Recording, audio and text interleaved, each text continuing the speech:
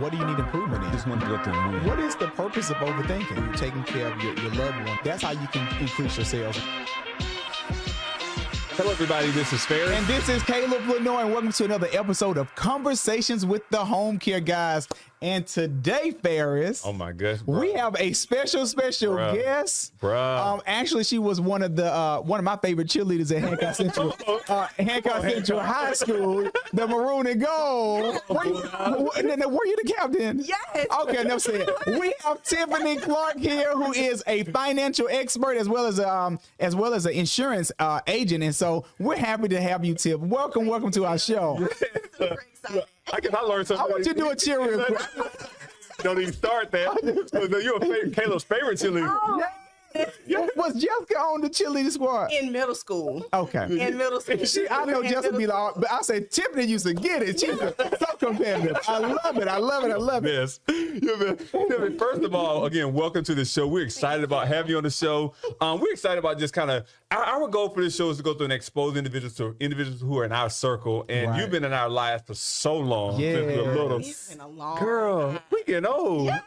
You ain't. I got all the grades and. Caleb, I got a bald head and a few braids coming in. Yep. Look, I think I found two, but I pulled them out. Oh, yeah, I girl. was like, nah, I'm good. You better watch out by pulling. when that's where I'm pulling, that was it. Now I got thousands. I can't pull no more. Right. But man, we've seen you just matriculate over the years. I mean, gosh, I cannot wait to kind of delve deep into your story. Yeah. From Hancock, from Sparta, Georgia, to now one of the premier life insurance agents, not only in the area but servicing individuals in Georgia and maybe another, you servicing the other states as Yeah, well? I actually have it to where I'm licensed in Kentucky, Tennessee, South Carolina, North Carolina, and Ohio, Perfect. along with Georgia. Oh my God! Wow. So, yeah. So we're gonna have to take a deep dive in there. So first off, tell our audience a little bit about yourself, where you're from, and just We kind of want to your get to journey know in Tiff. Let's entrepreneurship. talk about that. Okay, Exactly. yeah. So I'm from Sparta, of course. Yes. With like 30 minutes away from here where Yes. we are now. And so yeah, growing up, I think I had a really easy childhood. I thought for a while that it was that I had it rough, but then I talked to other people and I was like, oh dog. You had it right. But yeah, so growing up in the household was me, my sister, and my older brother, and my parents did what they could to make sure that we were okay. Yes. Right. And so it was just a matter of my mom was just like, okay, once I graduated from high school, she was like, all right, so you got two options. You either go to college or you get a job. And I was like, well, I don't think I'm ready for a job. Exactly. I don't want to do all of that. So of course I was kind of forced to go to college, got a degree in math and all of that jazz. And then once I did that, I was kind of like, okay, I'm gonna move. I moved to Florida, ended up moving to Florida, had a baby. I love my son. He's amazing. Yes. And then after that came back to Georgia because I needed some help. Yes. And then once I got back here, I got into PNC. I got my PNC license and got into auto insurance. That was my thing. And so I moved through the ranks. I did sales. I did service. I coached for sales. I coached for service. Wow. Then I did claims. Wow. And so, yeah. And so after all of that, it was just a matter of, okay, what do I do next? Because I knew at that moment, I really didn't want to do supervision. I still want to just be responsible for myself. Correct. And so I was like, okay, cool. What do I do next? And then my friend mentioned to me, I met her back when I was in the service department, but she said, Tiffany, she said, how is it that as a single mom, you can save so much money? And I'm over here single with no kids, no responsibility. Wow. And I have zero money in the bank. Oh wow. That right there hit me hard because I was just like, if I'm doing this and she's telling me this, then she can't be the only person that's probably going through this. Wow. Oh, you saw. So Mark at right that there. particular moment, I was like, okay, let me take a couple of classes because they were offering classes through the company, through Geico that I was working for previously. And then I was intrigued by the finance portion of it. And so I was like, oh my God, this is my next step. I know that's what it is. I think I kind of found that out back maybe back in 2014, 2015 when it happened. And that's when, I kind of found all that information out, but I was just like, okay, maybe that's my next step. And I, was like going from there. But then it was just like, God has his own timing with everything and no matter what you do. Right. And so it was just a matter of, okay, gosh, what do I, I'm ready to go. I'm ready to jump into this finance world. But God was like, you need discipline. Pause right there. Pause right there. Ooh, Because you had a lot of defining moments right there. Oh my, Go ahead, God, you did. I mean, first of all, I know you said your background is mathematics. So have you always been intrigued with numbers? Yes. Always. Do you attribute that to like, because being a single parent, first of all, hats off to you. I give you somebody like, oh my gosh, I got a dog and that's enough. Oh I couldn't imagine. I told my wife, don't leave me. Like, please not with the kids. Please don't leave. But I'm saying like mathematics, was that like really important as far as when it came to your budget and how you live your life, or that's been something that you saw as your parents, or? Yeah, well, no, I think I think out of all of my siblings and my immediate family, I was the best person in math. That was just something that I liked. It was just something that I was good at, and it took zero effort to do. So I was like, okay, well, I like doing this, so let me go ahead and just try to, work something out to where I can. And so that's, get something to a place to where I could actually do something that I like to do. Yes. And I was like, I didn't know if I wanted to teach. I didn't know if I wanted to be an engineer. I didn't know what did I want to do. I really wanted to go into the military, to be quite honest. Really? And my parents were like, nope. Oh my goodness, exactly. Nah, that ain't gonna happen. I said no. If you had a branch, which branch would you go to? I think I probably would have gone into the Navy. Okay. Not the Air Force. Come on, you got the blue on and everything. I was expecting you to say Air Force. Come on. No, I think I would have gone into the Navy. My dad is retired military, so he retired from the Navy, and so I was just, that was our thing. Yes. And so I grew up knowing, U.S. Navy. That's what I knew. So cool. I think that probably would have been that exposure. Exactly. Oh my gosh. And I think like one thing, just like you said, like having a background in mathematics, actually stepping out, having that conversation with that one person. That's why it's so important to have, be in the right place at the right time, because your whole life can go through and change. Exactly. And so is that young lady still in your life, the one that actually? She is. And when I say, okay, so y'all know Jessica is my best friend. Y'all sister is my best friend. And you got that, Jessica? Look, okay. Go ahead. She is my best friend. And so, I look to her for guidance, and my friend that we're talking about, she's the other person that I go to for guidance as well. And when I talk to when I talk to your sister and her, these are my two people that I talk to for spiritual guidance. When anything goes forward, Jessica gives me real world, she gives me spiritual, right? And then a combo of the Bible. Hey, yes, they are both. Yeah, she's definitely still a part of my life. Wow. So let me ask you a question. So what was the most fascinating part of the conversation? Was the part of it like, okay, was it a budget that you created for yourself that you wanted to help her out? Like, how did you get into the insurance business? Okay, so where are you now? Are you talking about like what I'm doing now, or what I did before? Well, wait. So you had a conversation with your friend, right? Yes. And your friend said, "Well, how can you be a single mother and you save so much money?" And so you said Geico promoter had a class about financial. So was it more so? Was that like your embark or your transition to selling life insurance, or what was that transition? So that transition was really, I think, those classes really helped my mindset, but I think more so than anything, it was just helping her. Oh, gotcha. And because I had saved so much, I think at the time or whatever, and my son was born in 2011. This was 2014. And as a single mom, I think at the time I had saved maybe about $10,000. Wow. That's awesome. And this was just for my son. And so she was like, Tiffany, how do you do it? How do you do it? And I said, discipline. Discipline. And so once I realized that, it was just like, okay, I was like, God, I'm ready to move on or whatever. But he said, you hadn't learned enough discipline. Oh my So once I transitioned to the claims department, I learned so much more, and I realized, okay, this is what you want me to do. I learned time management. I learned organization. It was so many things that I had to learn in that particular department that actually was just like, okay, yeah, this is it. It sounds like you were an entrepreneur. So you were getting ready to be an entrepreneur inside the business. Yeah. So you were learning time management skills. You were learning I had to wake up. I got to.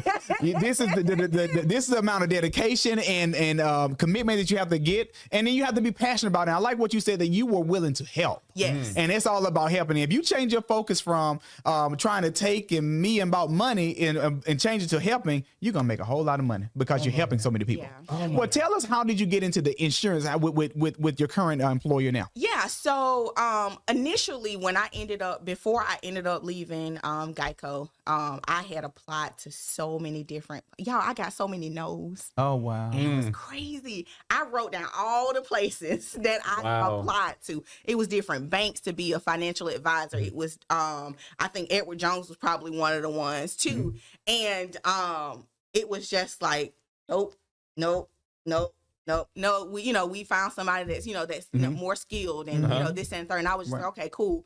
So then, of course, sometimes it ain't about what you know, it's who you know. Right. Yes. And so Jessica introduced me to a gentleman that works for the company. And she was like, Tiffany, I think you need to really talk to him because he may have some things that I think you're interested in actually learning about and maybe, can put you on game in regards to this industry. And so I talked to him. I was like, oh my God, I'm like, I'm wild at this moment, right? And so once I got in, I was just like, oh yeah, I was like, financial advisor, here I come. But then, of course, just like I say, God was like, go back, start from the bottom. You got to learn the basics. Yes. You got to learn the basics. And the basics is learning the importance of life insurance. You better say, okay. You better say it. That is really You're preaching right now, Phil. And that's a nugget. I think a lot of times, as an ambitious person, we're like, okay, I'm going to run to the top, full speed ahead. But you can get to the top and your foundation is not solid, then you can be right back down at the bottom, learning those lessons to build back up as well. So I think just like that, you having the discipline, just like I said, you learned that through Geico. We're learning how to go through and take those classes, how to go through and apply it to helping other individuals to build yourself up. Because I see what's going on right now is you're preparing yourself, you're properly preparing yourself instead of putting yourself in a position to be there temporarily. You're looking at the long game. Absolutely. You're looking at the long game. Oh my gosh. I don't want this to be just a job. I need this to be my career. And to a place to where, and again, I think we've talked about it a little bit in regards to entrepreneurship. I went from 9 to 5 to straight commission. Girl, so eat what you kill. What I said, right? So if I don't go and hustle like I need to or whatever, then I can't provide for my family at all. But the whole thing in regards to it is just really just making sure that, the people that are out here, that they have what they need. It's all about making sure that you get the people what they need. I don't like, we work because, we got to make money. We got to survive and things of that nature. But, all in all, you got to make sure that, hey, these families that I'm helping or these individuals that I'm helping or whatever, that they have what they need. It's not about me. It's about what you and your family need, because so oftentimes, you guys know in the Black community, you have deaths and then people come around, they bring chicken and they bring cake. GoFundMe account, go to the church. And ain't nobody bringing no check. Exactly. So I was like, okay, I need to change the game and be the plug. And I need to put some things out there to where we not only bringing chicken and cake, we bringing checks. Yeah, man, the plug is here. The plug is here. And that's one thing I think, Tiffany, what's happening right now, you're positioning yourself to go through and be a service-oriented person, but relatable. Because if I thought like 10 years ago, 20 years ago, when I thought life insurance age, I thought somebody just want to come sell me something. And I thought about the guy with the short sleeve shirt with the khaki pants, and it just didn't look right. But y'all are making like this new age of insurance agents, y'all making it look cool, and y'all are servicing people. Yeah, but it's crazy because so oftentimes people relate life insurance with the death benefit, but they don't really nobody really talks about all the stuff that you can do with it while you're living. Well, what I want you to do is I want you to talk about, first of all, let's talk about the importance of life insurance, because I know a lot of people may say, well, I don't want to get a life insurance policy because I think it's expensive. I don't want to get a life insurance policy because what's going to benefit me after I die? Like, I'm the one paying for it. And so tell us the importance of life insurance. Yeah. So okay, let me start by this. Yeah. Life insurance is not a selfish act. Getting life insurance is not a selfish act. Like, it's not about you. It's about whoever you love. That's what you're buying life insurance for. It's not about you. It's about somebody else. So if the life insurance that you're purchasing is about yourself or whatever, then we have insurance for that. Exactly. It's called whole life insurance, right? Exactly. But the insurance that you really want to really just, you can get a whole lot for a little bit of money or whatever, that's for somebody else. Right. And so oftentimes, I tell people, look, Nobody's trying to break the bank or anything like that. I want to make sure that you have what you need. Yes. Right. And if we can't get you the maximum amount that you need within your budget, then guess what? We're going to tone it down a little bit and get you what you can afford. At least you'll have something. Yes. Right. Because something is always better than nothing. Exactly. We know, right? Right. And so, but the importance of it is because oftentimes what takes place is that, and of course, I have a cousin who works in the funeral home business. Yes.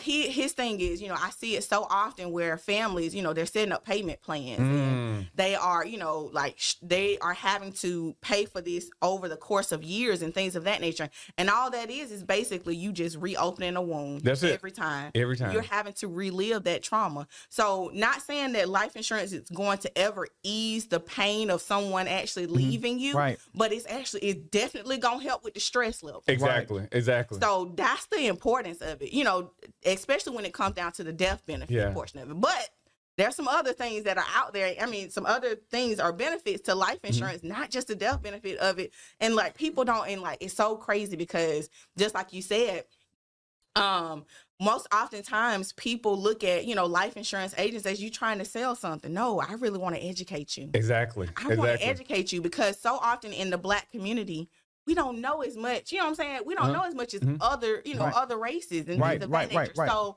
when it comes down to that, I want to be able to be the plug for my community. Yes. Right. So what's the earliest can someone get life insurance? Like, would you recommend someone graduating high school to say, you know what, let me grab a life insurance policy now? Like, what do you feel? Like, what do you think some of those dates that someone should get a life insurance policy? Now that I am a mom, if I knew then what I know now, I would have gotten it when my child was 15 days old.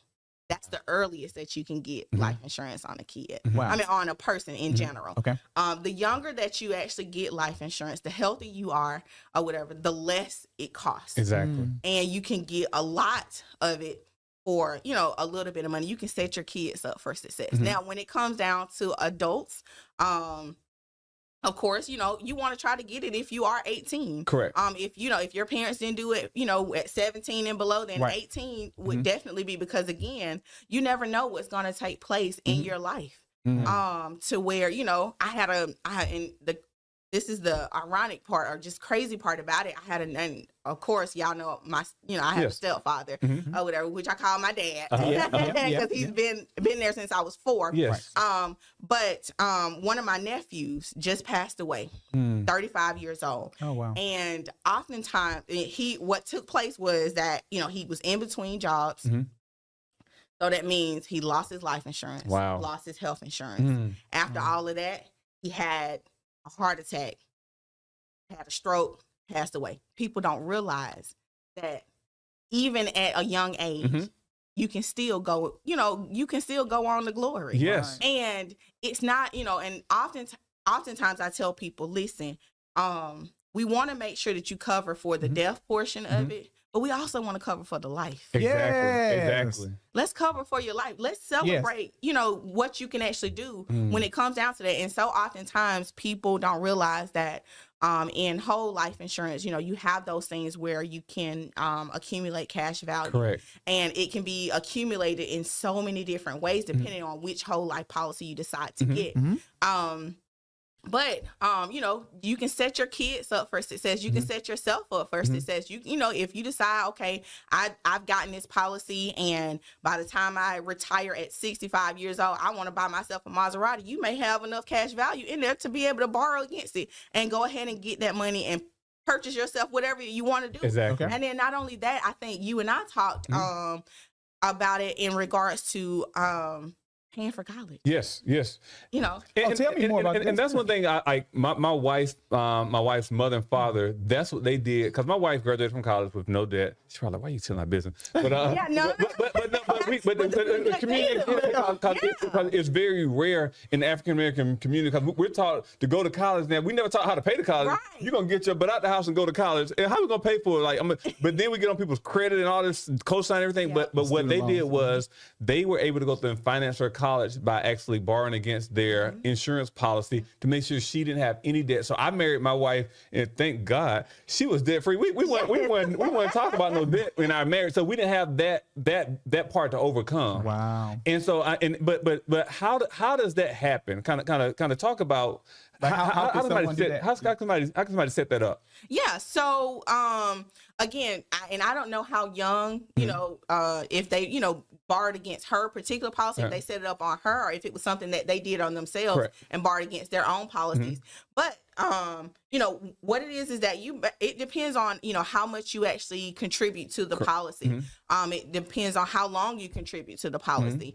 It also takes into consideration, hey, okay, well, what type of whole life policy do I want to contribute to? Because oftentimes you can actually put it to where you can do one is, until you're 100 years old and you pay for it until then.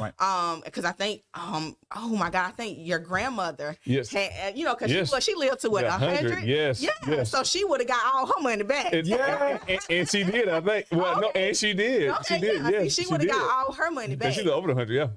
Yeah. But, or you have it to where you can do, you can customize it to where you can pay on it for, a certain amount of years, and then you don't have to pay for it anymore. So, and then once you do that, you just, you can borrow against it.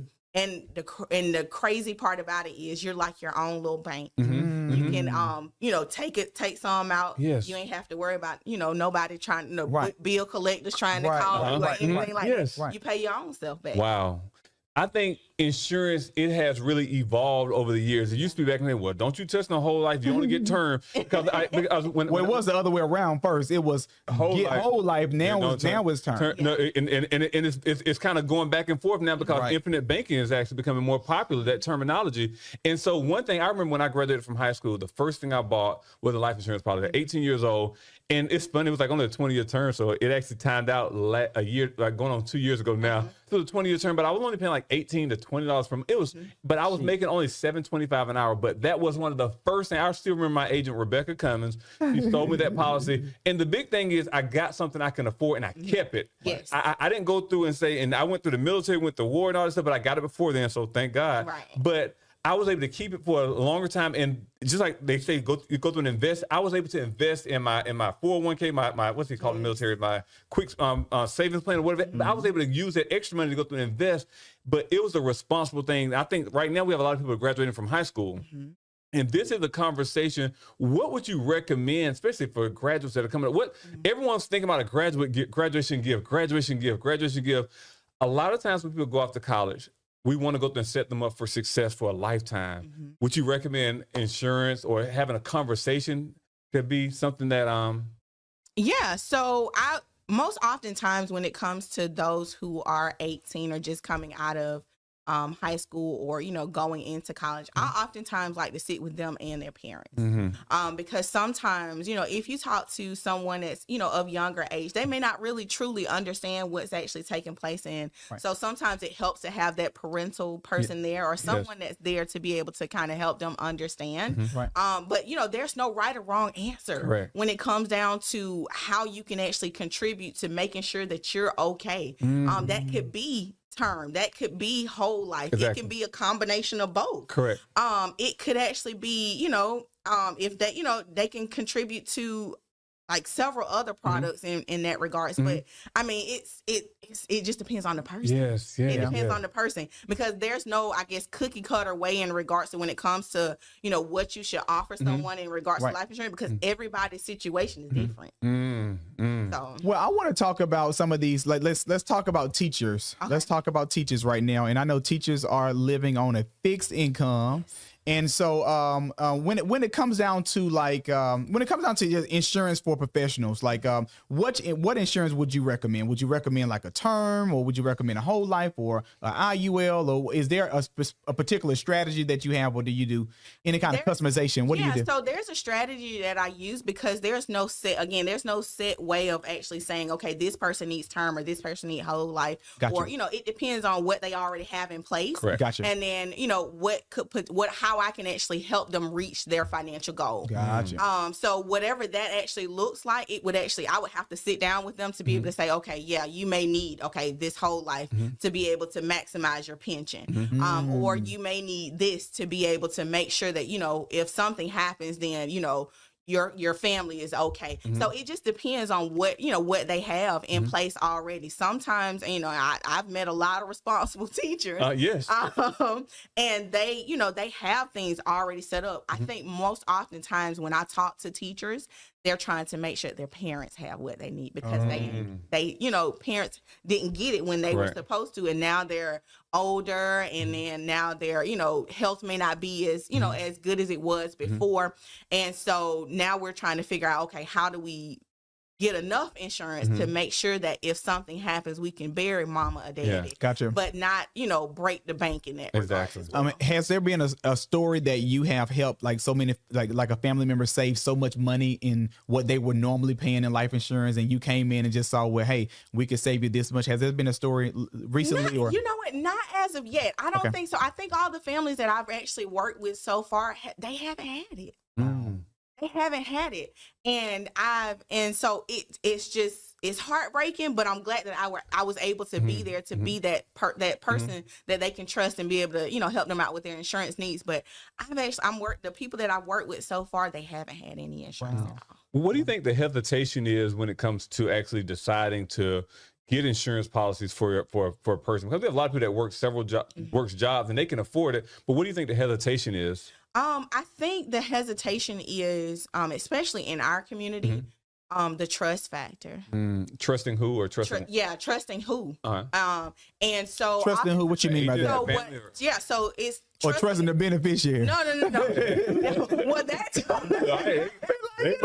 Look, that too. So I think it's a matter of them being able to find someone that they trust. Okay. And they feel like that's not going to take advantage of them, because so oftentimes, grandmama and great grandmama, they had these plans, and the little man to come and take the little couple of dollars every month and nickel and dime them. They were paying a whole bunch of money, and they get like $1,000, $2,000. Exactly. And they could have been saved that. Correct.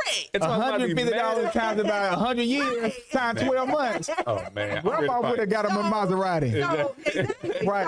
I think, just trying to break the barriers in regards to those mindsets. I think that alone is what kind of prevents people from wanting to and then not only that, I think just oftentimes we're not really open to just really sitting down and listening, because we think somebody's trying to sell us something. Right. And I'm like, my whole thing, I don't want to try to sell you anything. Exactly. My thing is, if you need it, I'm gonna tell you and I'm gonna recommend it. However, the ultimate decision is yours. That's it.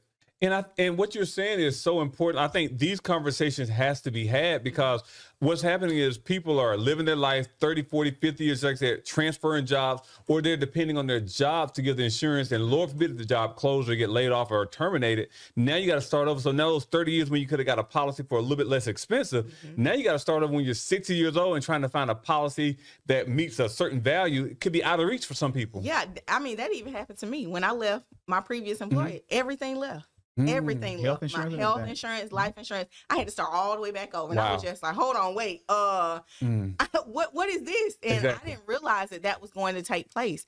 And so often I try to tell people, if you're in transition, if you think you're about you need to still have something outside of that, just in case. I love that.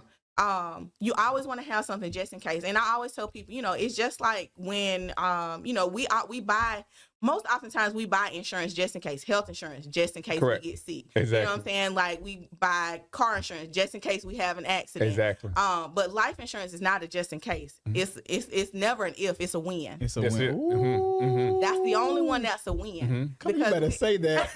You better say that. It's a win. It's going to happen. Yeah, it's going to happen. Right. But the thing is, okay, so when do I set it up, and how soon should I set it up? And I always tell people, if you can't afford what, the recommendation is that I'm providing to you, we need to have something. So, it's a whole bunch of term policies out there that you can get for dirt cheap. Right. Yeah. And one thing, what I was hearing is when you said that it's not a if, but it's a win. Like most people are playing Russian roulette with their life. Yep. And they just saying, I'm going to be 59 when I buy this policy. That may be too late because you may not qualify for the insurance. Absolutely. And so you're playing Russian roulette. Let me ask you this. This has been a season of a lot of homeowners, especially in our African American communities. And so can you explain mortgage protection and insurance? Is it the same? Like what can you explain it? Because a lot of people have been buying homes and we're excited about home ownership. And I think that not only should they buy a home, but they need to have something to protect it too. Yes. So can you explain that? Yeah, absolutely. So the difference between, I guess, homeowners insurance and mortgage protection. All right. So the difference is homeowners insurance it protects your home. Okay. It protects your home. So if something happens like a fire or a flood or anything like that, that's what that is for. Your mortgage protection is actually just a life insurance policy. Okay. So if something happens and you pass away, that burden is not left to just your spouse or whoever is there. Love that it. amount actually goes towards your mortgage, and that house stays in your family. Love it. That shows love because my wife and I, we talk about this a lot. I'm like, I would hate for something to happen to me and her whole lifestyle that we worked so hard for have to go through and change. Yep. I would hate for her to go through and say, well, got to sell the house. The kids can't go to college. We can't eat out anymore. We got to go through and sell the cars. I don't worry about no vacation because I was irresponsible. And I think that burden does rest on the responsible parents to go through and make sure that we're setting up the next generation for success. Yes. Because I would yes, I'll be resting, I'll be going, I'll be in heaven, I'll be chilling and walking down the pearly, going to the pearly gates and everything. But and the streets are paved with gold. but they'll be here. Like, hold on, this man ain't deal. Right. Yeah, and Wake 'em up. oftentimes, and that's what takes place as well. Especially if I have a husband and wife that I'm sitting with, I'll sit there and I'll tell them. I was like, okay, all right, so these are the questions that are typically going to be asked. Is let's just say, hey, husband, you passed away. You can't say anything. So I'll sit here and I'll tell the wife, okay, so it's your turn to talk. Exactly. Right? So, all the time what happens is the husband try to talk. No, you did. No, you did now. Right. Bro. Like, we're not talking about you. Exactly. This is all about what the spouse is actually needing. So the thing is, I put them in a situation to where it's just like that. All right, so now I'm sitting here and you got to ask me, the spouse has to ask me, okay, so what do I have? What did he leave me? And how am I supposed to live with whatever it is that you got? That's a crucial conversation. It is. It's a tough conversation. A lot of people don't want to have that conversation. And so in that situation where the husband says, well, I don't want to get the life insurance, but the wife says, okay, we need the life insurance. What has been some of the outcomes for that? Because I know when I know the husband probably had to sleep on the couch a few nights. but what has been? Have you seen like them compromising, saying, "Hey, I think we do need it, or we're going to take your lead"? What has been some of the conversations? So oftentimes, what'll take place, the wife is right. Yes. So she all the time. So it's just a matter of how much money the husband is gonna dish out. Right. So that's basically it. I really don't have to worry about the husband, saying anything. I always, for me, I always relate to the wife. I'm like, look. Yeah. I always sit there and I'm like, hey, look, she said that it's time for y'all to go ahead and make this decision. So exactly. What are we gonna do? What are we gonna do? And not prolong the decision. Yeah. And oftentimes what takes place is people know. Yeah. Right. They know that they need it. I think it's just a matter of the commitment or the contribution that they have to make. Because I think Joe said last week on your podcast that, oftentimes people look at insurance as a bill. Yeah. Yeah. It's not a bill. It's not a bill. It's not a bill. It's definitely a necessity. And it's a contribution, just like you would contribute to your 401k, just like you would contribute to your savings account or whatever you have that's available. It's the same thing. I always tell people, if you don't protect your ATM, which is yourself, then how you gonna make sure that everything else is protected? Wow. I'm just like, you're the one person that's dishing out the money. You're the ATM. If that ATM goes away or somebody steals it or whatever the case may be, then what happens? All the money gone. I look at prioritizing, and I think that especially in our community, we want to prioritize getting the nice clothes. We will even prioritize getting the insurance for our luxury car. So it seems, but we won't get him in life insurance. And it seems like to me, wait a minute, the Mercedes need to be in the bedroom, and your wife or so need to be in the garage. Because what's happening is you're making sure that you pay for your Mercedes bill insurance, or that Ford F-150, and that's more priority. But you say, well, I don't think we need to get $50,000 worth of life insurance. I think we don't need to get in life insurance. The cars need to be in the bed, and your wife and your family need to be in the garage. That's what it sounds like to me. Yeah, and so often what takes place is that I'm just like, and I said, okay, and even in those situations, I'll tell them, okay, so and I never kill people on tomorrow or 2 weeks from today. I always tell people, if something happened to you yesterday or the day before, because so often in our community or whatever, we have like this superstition, like if I buy life insurance, then I'm gonna die tomorrow. No, that's not it. That is not it. That's just like saying, okay, if I buy health insurance, I'm gonna get sick tomorrow. Exactly. If I buy car insurance, I'm gonna have an accident. Exactly. Right. That's not the case. And so if that's, if this is your priority, I want to make sure that I have my, my Rolls Royce or whatever car that you got. And you want to make sure if you can afford this, then you can afford to make sure that your life is insured. Because guess what? If you gone, that Rolls Royce finna go back to the dealership. It's rolling. You're right. Yep. It's rolling right on back to the dealership. Right. So you want to make sure that you can protect what you have, which is the most important thing, which is your life. Let me answer one question, Faith. I know we're about to get wrapping up because I hope now because this is so good. I think I got so many questions for you. God need to evaluate my life. But I want to say this. So have you noticed, because you have a background in mathematics? You say you got a degree in mathematics. Yes.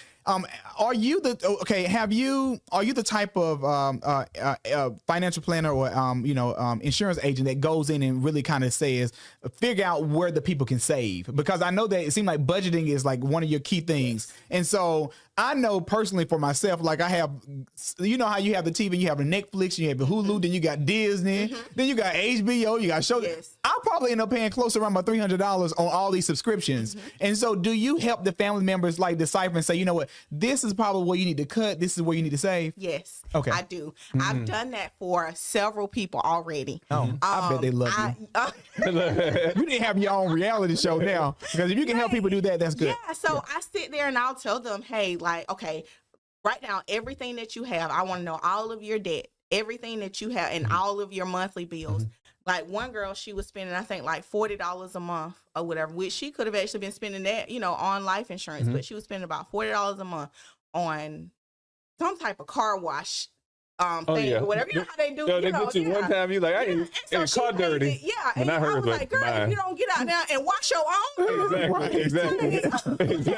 You got that's your life insurance bill. Right. That's your life insurance note. Yeah. You can put $40 towards, a term policy or something of that nature, so that you can have something in place or whatever. Right. I was like, you over here trying to make sure that you can, go to, I said, girl, you can get exercise in by washing your own car. Exactly. I was like, you got to make sure, like, some of those things, like me, I know I done got rid of a whole bunch of subscriptions because I was like, man, do I really need all of this stuff? Right.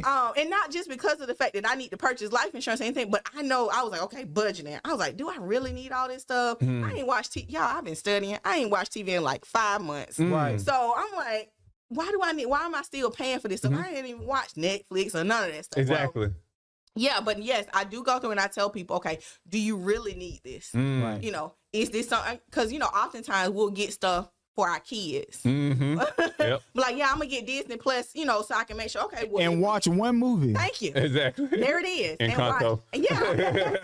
Watch one movie and then pay, $7.99 or whatever it is a month or whatever, and then you don't watch it ever again. I'm like, what's the point? Yeah, no, I can just cancel that. Yeah, so but that's one of the things that I always do for people. They say, well, I don't have the money. Okay, so let's look at it really quickly. Right. Let's find out, what you're spending and if there's some wiggle room for you to be able to afford, 10, 20, 30, 40, $50 a month for your life insurance. And again, it may be lower for some people, it may be higher for some people, depending on age, health. And then of course, if you're a male or female, that changes too. It does. So, but yeah, so I often try to make sure that I help them out or whatever. And even I try to find money in other places, not just for their budget. Like even with 401ks or 403bs, oftentimes people would be like, "Oh yeah, I'm contributing 10%, but your company is only matching 5%. So what's the point of you? I was like, that extra 5%, put it towards something else. Exactly. Right? Yeah. So yeah, I mean, so it's a whole conversation that you have to sit down and really talk to people about in regards to their finances, and that's probably another another thing that people really don't want to talk about. They never really want to talk about what they make. I don't like. First of all, I don't care. Look, I've been broke. Exactly. Been broke twice, 3 times, 4 times. Exactly. Like I've been broke before. Took the test and passed it. Look, honey, I took the course right. So it's just a matter of just making sure that people realize I'm not in a place to judge anybody for anything. I don't really care if you make $2 an hour or if you make $27 an hour. Right. It doesn't matter to me because the person that make $2 could make more than have more available cash than the person because they try to keep up with the Joneses. Exactly. Right. And that's another thing. That's a whole. And I think what you're saying is it's aligning with where you're going because you're on the road to become a financial advisor, correct? And so I've recently saw that you passed your Series 6. You're ready for your 63 and 7. So she's smart. It's hard. What is these licenses? What would they open up for you? Like what services would you be able to offer once you? Or currently at 6, but the next one is coming up as well. Yeah. So what I'll be able to offer is different type of variable products like variable annuities, variable life insurance policies, mutual funds. I'll be able to do like IRAs, do 401k rollovers, things of that nature or whatever to be able to help people with those things. Yeah. And then once I get to 7, I'll be able to help with more like investments and stocks and things of that nature. So that is super cool right there. And I like that because some people, they get in and just put their toe in the water. You jump all in and really vested in, full-time agent, really going out there, touching people in the community, investing in yourself, going through sleepless nights. I know we were talking about it earlier in the studying process. Man. And I don't think my body has still adjusted to it as of yet. I'm still in the process of studying. I got a test coming up this Friday and then another one next Wednesday. My goodness. Y'all pray for me. Girl, we got it. Oh my goodness gracious. Well, especially you don't watch Netflix. You haven't watched Netflix in 5 months. I'm still on that part. I'm still on that part. Well, Tiffany, I want to say that this has been just super, super amazing. And this has been super fantastic. I have enjoyed this conversation. Yes. And I want you to know that if you, Ferris, you always tell our guests to, well, let me go and say, Tiffany, I want you to look at this camera right here. And I want you to pretty much kind of give us a final thought. Maybe someone that's watching our podcast wants to reach out to you. I want you to give that at the end, but I want you to give us some encouragement. Someone maybe on the journey of trying to figure out if life insurance is something that they want right now or can afford. And so I want you to speak to them as well as give them your the ways to reach you. Okay. All right. Yeah, absolutely. So I think it was Dr. Hodges from Critter Fixers, and I know this is totally off subject, but I think he mentioned and he said something along the lines of the education part is for the brain.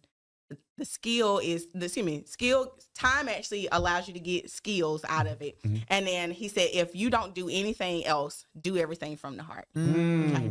And so that's going to make the biggest impact. And so I try to do that for anybody and everybody that I actually come in contact with. What I want to do is I have the skill, I have all of it, but I do it because I love helping people. Yes. And so if you need me, get in contact with me. I am on social media. I'm on Facebook as Tiffany Clark. You can reach me on, I'm on Twitter at Talks with Tiffany. I am on Instagram as Tiffany Clark _agent. I am on LinkedIn as well. I had to think about it. Tiffany Clark. But yeah, and I have my personal phone number that that I actually give out to everybody, which is 706-998-1152. Hit me up. Yeah. I will answer the phone if I don't text me. Right. Or leave a message. And so not only to Tiffany, you provide, you ought to name all those other states. So if someone actually needed insurance in Georgia or they have a family member in Kentucky, they can reach out to you and still pretty much kind of get them covered. Absolutely. Oh, great. Yes. Great. Well, guys, hey, there you have it. Like all of her information is going to be in our show notes. Please make sure you follow. Please make sure you reach out to her. Please make sure you call her, DM her, text her to let her know that first of all, you heard about her through the Homecare Guyz podcast. Yes. But second of all, that you're putting your family first. That now is the time to go through and have that tough decision, or that easy conversation to go through and say, well, hey, now's the time for me to be the responsible adult, the responsible parent, regardless if I'm 18 years old or 86 years old or 100 years old. I want to talk to you, Tip, and I want to go through and explain where I am right now. And it's about time for me to start this journey to make sure my legacy will be continued financially as well. So, Tip, we appreciate you actually joining us. Guys, we're going to be actually talking to Tip even more in our after show. We're going to probably have a 10-minute conversation. There you're going to actually get some more tools and nuggets that she's going to give to us so that we can go through and make sure we're properly protecting our family members along this journey as well. So, Tip, thank you so much for joining us. Guys, continue to go through and actually tune in every Tuesday and Thursday, and we'll see you in the next round.